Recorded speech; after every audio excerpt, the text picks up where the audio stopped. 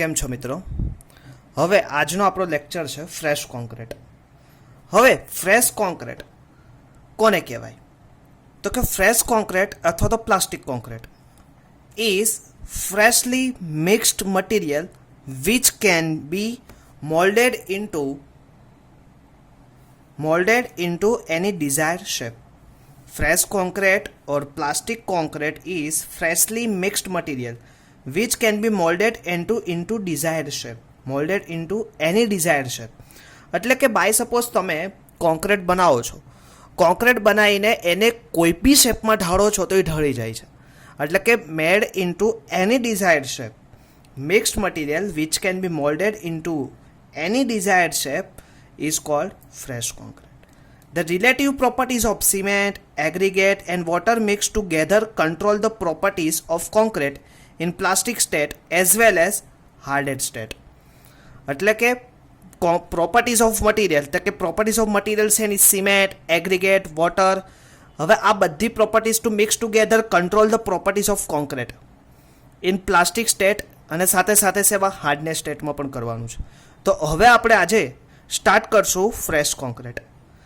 Already આપણે આની વિશે આપણે ભણી ગયા છીએ. યુટ્યુબના માધ્યમથી હવે લોન્ચ કરીએ છીએ, પણ ઓલરેડી આપણે મીટ એપ દ્વારા આપણે ક્લાસમાંનો લેક્ચર ઓલરેડી લીધેલો છે. હવે પ્રોપર્ટીઝ કઈ છે ફ્રેશ કોન્ક્રીટની? તો કે પ્રોપર્ટીઝ ઓફ ફ્રેશ કોન્ક્રીટ એમાં પહેલી આવશે મિક્સેબિલિટી, એટલે કે મિશ્રણતા.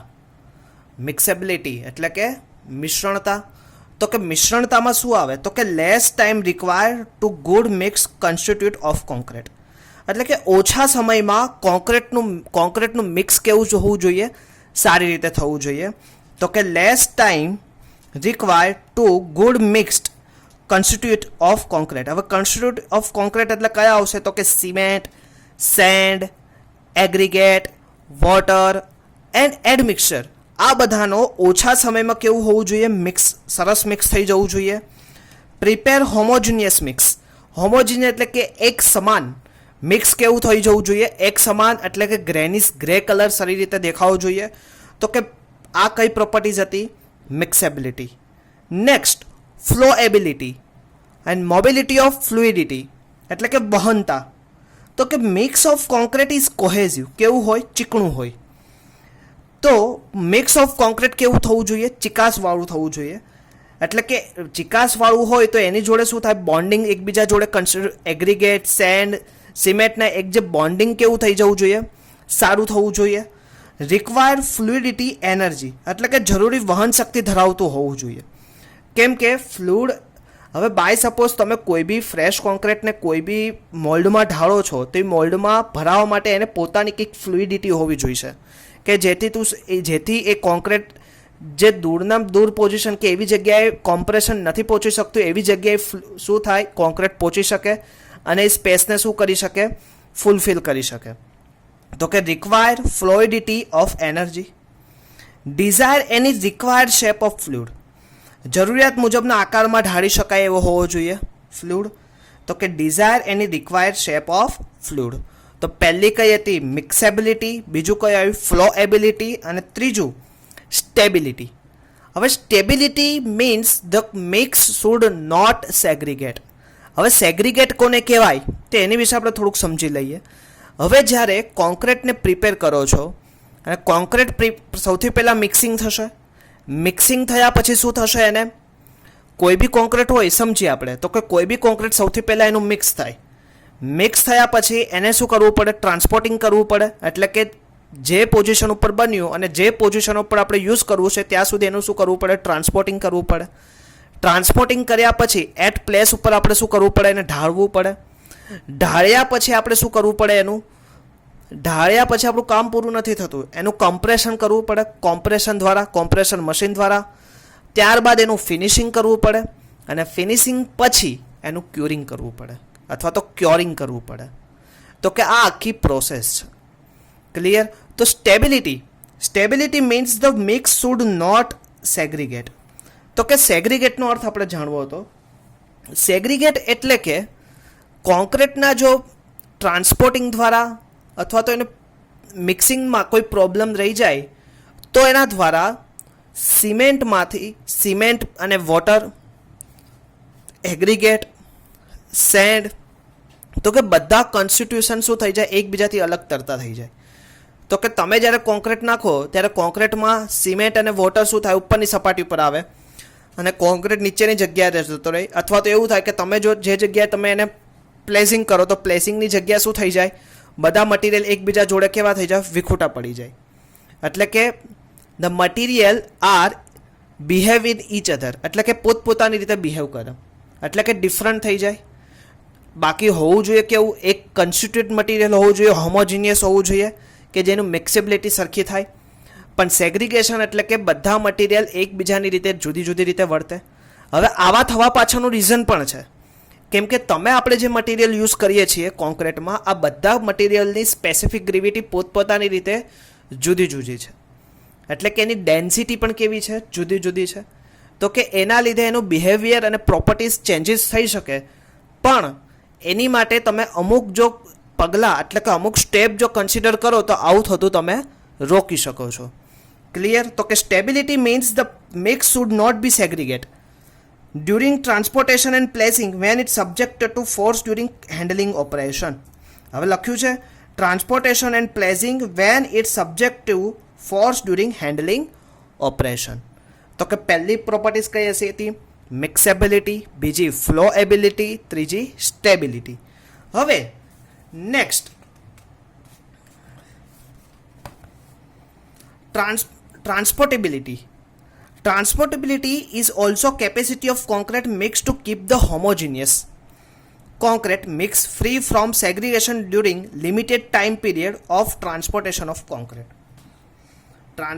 Transportability is also capacity of concrete mix to keep the homogeneous concrete mix free from segregation during the limited time period of transportation of concrete. હવે કોન્ક્રીટને તમે બાય સપોઝ જે જગ્યાએ mix કર્યો, હોમોજીનિયસ મિક્સ થયું હશે, સરસ મિક્સ થયું હશે, તે જગ્યાએથી તમે જુદી જુદી મેથડો દ્વારા બાય સપોઝ તમે મોર્ટાર પેન એટલે કે સ્ટીલનું તગારું યુઝ કરો, કાં પછી તમે ટ્રાન્ઝિટ વ્હીકલ યુઝ કરો, કાં પછી તમે બેલ્ટ કન્વેયર મેથડ યુઝ કરો. એની જુદી જુદી મેથડો દ્વારા તમે શું કરો છો, કોન્ક્રીટને ટ્રાન્સપોર્ટ કરો છો પમ્પિંગ દ્વારા, આરએમસી પ્લાન્ટના પાઇપલાઇન દ્વારા. તો કે એવી જગ્યાએ ખાસ વસ્તુ કે તમારું જે મટીરિયલ મિક્સ કરતી વખતે જો હોમોજીનિયસ હતું એવું જ મટીરિયલ જે તે જગ્યાએ પહોંચવું જોઈએ અને સેગ્રીગેશન થવાના ચાન્સીસને ઘટાડવા જોઈએ અથવા તો સેગ્રીગેશન થવું જોઈએ નહીં. તો કે એના સામેના ખાસ પગલાં લેવા જોઈએ. That is the also is the properties of workability. Last, compatibility. Compatibility is ability of concrete mix to be compacted into dense compacted concrete with minimum voids under the existing facility of compaction of site. એટલે compactability is the ability of concrete mix to be compacted into dense compacted concrete with minimum voids under the existing facility of the compaction at site. હવે workable concrete કોને કહેવાય? The quality of concrete satisfied the above requirement is termed as workable concrete. કઈ કઈ terminology લીધી? તો પહેલું આપણે મિક્સેબિલિટી લીધું, બીજું આપણે ફ્લોએબિલિટી લીધું, ત્રીજી પ્રોપર્ટીઝ કઈ લીધી યાદ કરો? તો ત્રીજી પ્રોપર્ટીઝ આપણે સ્ટેબિલિટી, ચોથી પ્રોપર્ટીઝ આપણે કઈ લીધી? ટ્રાન્સપોર્ટેબિલિટી, પાંચમી કઈ લીધી? કોમ્પેક્ટેબિલિટી. આ પાંચ પ્રોપર્ટી સેટિસ્ફાઈડ થાય કોન્ક્રીટની તો આવા કોન્ક્રીટને કેવો કહેવાય? Workable concrete. ક્લિયર? હવે આપણે તમે અમુક ટર્મ આપણે સમજવા છે. હવે ટર્મમાં પહેલું હાર્નેસ. હાર્નેસ કોને કહેવાય? તો કે તમે કોઈ સિમેન્ટમાં, તમે કોઈ કોન્ક્રીટમાં ઓછો સિમેન્ટ યુઝ કરો છો અને એગ્રીગેટ વધારે યુઝ કરો છો તો આવું જે મિક્સિંગ મટીરિયલ બનશે કોન્ક્રીટ, તો કે આવા મિક્સ કોન્ક્રીટને કયું કહેવાય? હાર્નેસ કહેવાય. ક્લિયર? યાદ રાખજો, કૃષ્તા કહેવાય એને. હાર્નેસ એટલે કે use in a concrete mix less cement content and more aggregate use in a mixing that mixing is called hardness. Clear? Segregation હમણાં જ આપણે જોયું, all concrete constitution is separate with each other. એકબીજાથી કેવા થઈ જશે? જુદા પડી જશે. In during mixing at placing, કાં તો તમે મિક્સિંગ દરમિયાન આ પ્રોબ્લેમ થશે, કાં તો તમે પ્લેસિંગ ઉપર લઈ જશો ત્યારે થશે. ક્લિયર? તો કે segregation all concrete constitution is separate with each other in during mixing and placing. એટલે કે બધા કોન્ક્રીટના કોન્સ્ટિટ્યુટ એકબીજાથી જુદા તરી આવશે. તો ક્યારે? તો કે ડ્યુરિંગ મિક્સિંગ વખતે અથવા તો પ્લેસિંગ વખતે. તો કે આ ક્રિયાને સેગ્રીગેશન કહે છે. બ્લીડિંગ, નિસ્રવણ. Bleeding in a fresh concrete refers to the process where free water in this mix is pushed upward to the surface due to settlement of heavier solid particles such as cement and water. હવે તમે જો aggregate અને send. Aggregate send કેવું છે? ભારે material, એની density પણ કેવી છે? સ્પેસિફિક ગ્રેવિટી પણ સારી એવી છે. હવે ઘણી વખત એવું થશે કે આ બંને મટીરિયલને લીધે શું થશે? સિમેન્ટ અને વોટરનું જે મિક્સિંગ મટીરિયલ એ ઉપર પાણી ઉપર તરી આવશે, અને ઓલું જે એગ્રીગેટ અને સેન્ડ છે એ શું થશે? જમીન ઉપર નીચે જતું રહે. તો આવી જગ્યાએ તમને ઉપર શું થશે? પાણી તરતું દેખાશે. તો કે આ પ્રક્રિયાને શું કહેવાય? બ્લીડિંગ કહેવાય. યાદ રહેશે? તો કે આ પ્રક્રિયાને શું કહેવાય? બ્લીડિંગ. હવે આપણે જોવું છે વર્કેબિલિટીની ડેફિનેશન. તો આપણે પહેલાં શું જોયું? Properties of workability. તો પ્રોપર્ટીઝ ઓફ વર્કેબિલિટીમાં કયા કયા પ્રોપર્ટીઝ હતી? તો કે મિક્સેબિલિટી, બીજું ફ્લોએબિલિટી, ત્રીજું સ્ટેબિલિટી, ચોથું ટ્રાન્સપોર્ટેબિલિટી, અને પાંચમી કઈ હતી? તમને બધાને ખબર છે, કોમ્પેક્ટિબિલિટી. એની પછી આપણે શું કીધું? હાર્ડનેસ વિશે ભણ્યા, સેગ્રીગેશન વિશે ભણ્યા અને બ્લીડિંગ વિશે ભણ્યા. હવે આજે આપણે ભણવું છે વર્કેબિલિટીની જુદી જુદી ડેફિનેશન. મોસ્ટ ટાઈમ બી છે, આપણને ક્લિયર ખબર હોવી જોઈએ કે વર્કેબિલિટીની ડેફિનેશન કેટલા ટાઈપ્સની છે. ઓલરેડી આ લેક્ચરને આપણે મીટ એપ દ્વારા ભણી ચૂક્યા છીએ, પણ ફરીથી આપણે રિવાઇઝ કરીએ તો પહેલી definition, the diverse requirement of partial properties of concrete like mixability, stability, transportability, placeability, mobility, compatibility and finishability are collectively referred to as workability. Clear? તો કે કઈ કઈ મટીરિયલની પ્રોપર્ટીઝ? તો કે diverse requirement of partial properties of mix, stability, transportability, placeability, mobility, compactability and finishability are collectively referred to as workability. Clear? ખબર પડે છે? તો કે કઈ કઈ જે પાર્શિયલી પ્રોપર્ટીઝ છે આ બધી શું થાય? પાર્શિયલી પ્રોપર્ટીઝ, આ પાર્શિયલ પ્રોપર્ટીઝ કહેવાય બધી. તો કઈ? કે mixability, stability, transportability, placeability, mobility, compactability, finishability are collectively refer to as workability. Clear? વર્કેબિલિટીની બીજી ડેફિનેશન એટલે કે મોસ્ટ ટાઈમ્પી ડેફિનેશન કે જે આપણે ઘણી વખત યુઝ કરીએ છીએ, તો કે workability as that properties of fresh mix concrete or mortar which is determine the case and homogeneity with which it can be mixed, place, compacted and finished. Workability is that property fresh mixed mortar. હવે fresh mix concrete be હોઈ શકે, mortar be હોય, which determine case of homogeneity. એટલે કે એક સમાન material હોવું જોઈએ. તો કે નીચેના ફેઝ દરમિયાન મિક્સ થાય ત્યારે, પ્લેસ ઉપર જાય ત્યારે, કોમ્પેક્શન થાય ત્યારે અને ફિનિશ થાય ત્યારે. તો કે એક સમાન રીતે હોવું જોઈએ, હોમોજિનિટી અંદર જળવાઈ રહેવી જોઈએ. તો એને શું કહેવાય? વર્કેબિલિટી. એની પછી road research laboratory United Kingdom દ્વારા જે ડેફિનેશન કહેવામાં આવી છે, workability is defined as property of concrete which determine the amount of useful internal work necessary to the produce full compaction. Workability is defined as the property of concrete which determine the amount of useful internal work necessary to the produce full compaction is called workable concrete. તો કે આ ત્રણ definition હતી. આ ત્રણ ડેફિનેશનને ભણ્યા એટલે totally આપણે વર્કેબિલિટી વિશે આપણે જ્ઞાન થયું.